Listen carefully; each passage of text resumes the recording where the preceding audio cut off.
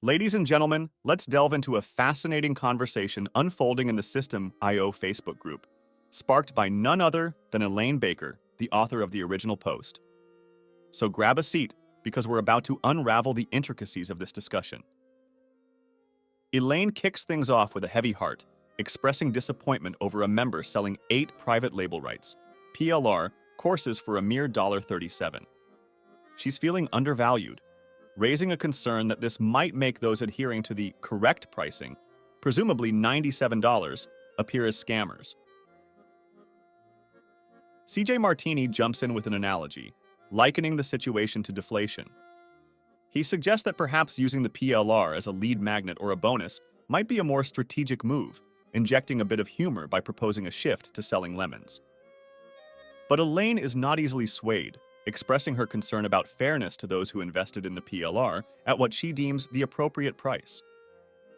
She argues that given the vast potential in the digital marketing realm, competition should not be a significant issue when viewed from a broader perspective. Jerry Baloney offers a different viewpoint, acknowledging that some struggle to sell the course due to intense competition. He argues that if selling at $37 can help someone get a foothold, who can blame them? James Collins steps in, questioning the existence of a rule prohibiting sales below $97. The plot thickens as Elaine claims it was mentioned in the group, prompting James to demand evidence.